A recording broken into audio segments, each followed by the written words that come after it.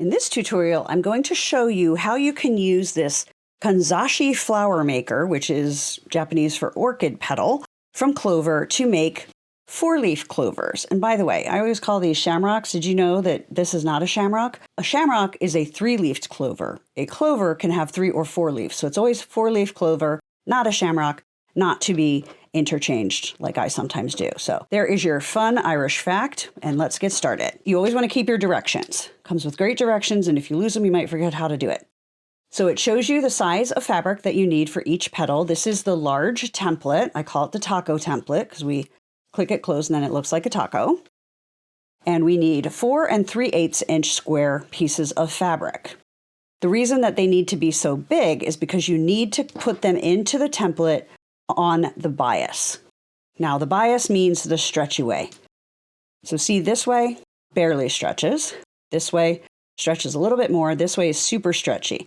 So if you were to do a square and put it in this way and do everything we're going to do, your petal is not going to curve nicely. You need that fabric to have that stretch in order to make the petal. This is normally designed to have 5 or 6 petals, but it works for a 4-leaf clover as well. So what I do is I take my square and I fold it on the diagonal and I just finger press that. Then I just place the folded edge right in the middle of that template. And then you're going to make sure it stays down as you close it. And it kind of clicks. See how that part just clicks over? The next step is you're going to take your fabric scissors and you're going to cut along the outside of that curve. These would make great embellishments. This could be a really fun project to do with kids, with scout groups. You don't need a sewing machine. You just need a little bit of patience. Next, we're going to take a long piece of thread. The goal is to get all of these sewn together with one piece of thread. And then on each side, the template is labeled 1 through 8. And see, there's little slats. And on this side, they're slightly curved, but the 1 through 8 is on both sides. You always start at number 1. And I like to start, and I put it in the 1, so it's coming out of the 1 on the straight edge side. Make sure that knot's going to hold. Then you're going to put it through the number 2.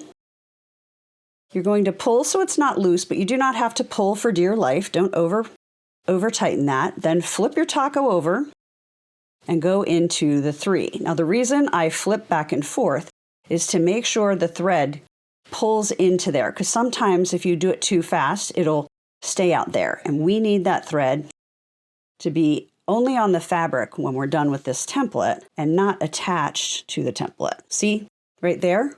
It's over the top. So if that happens, just use your needle, push it over, use your nail to hold it down, and then pull a little bit more so that it stays against the fabric.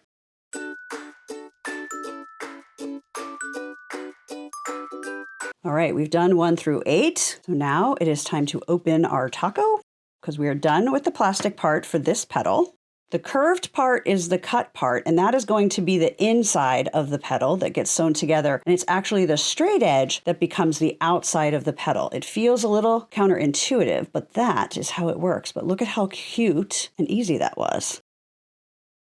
So there's our petal. And as they say in the directions, the front of the petal is the side with the knot. You can kind of do it whichever way you want, in my opinion. And now we're going to use the same thread to do another one. I have found that I like to add 2 stitches just to keep this secure so that it's not loosening while I'm working on my next petal. But we are going to use the same thread. So you're not going to knot and take this off. We're just going to leave that right there. We're going to get our next square ready, and we're going to do this 4 times.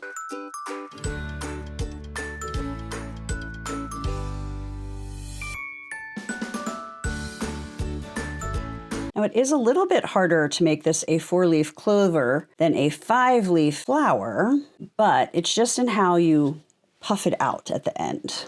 So here's the big question. If you were to make these, what would you use them for? You could use them as an embellishment on a tote bag.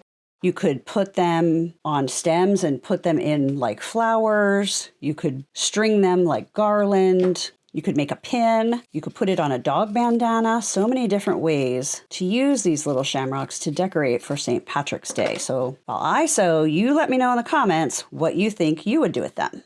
This is a great project to do just sitting in front of the TV.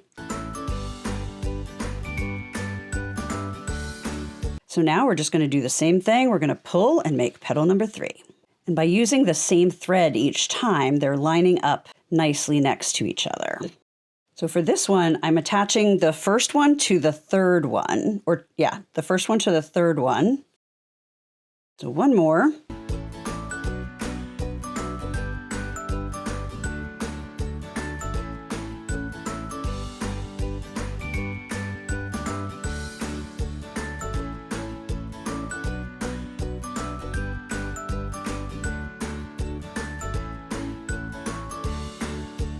All right, that is our fourth and final petal for our four-leaf clover. So I work from both the front and the back at this point to just kind of get these tightened up and positioned where I want them so that they will be in a four-leaf clover formation and not look like a flower that's lost a petal. Now I'm just going to use twine. Got a little piece. I'm just going to tie a knot at one end. We're going to sew through the knot to secure it to our four-leaf clover. I'm going to cut the end so it's pretty close to the knot. I'm also going to turn on my glue gun so that that heats up and is ready for us to glue the button on. Now I'm just putting the needle through that knot, and then I'm just going to do a couple little stitches to hold that in place.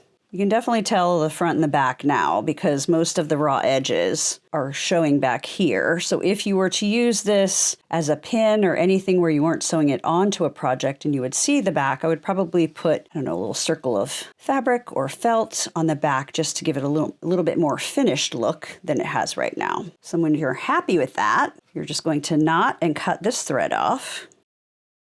I'm going to put a little hot glue, put the button, let that harden, and we have another four-leaf clover. So if you're looking for something easy to do while you're sitting on the couch and you want to do some St. Patrick's Day decorations, I hope you find that helpful. And you can find a link to get this from Amazon, these little templates, underneath the video or on my website at my favorite sewing supplies page. Happy sewing and happy St. Patrick's Day.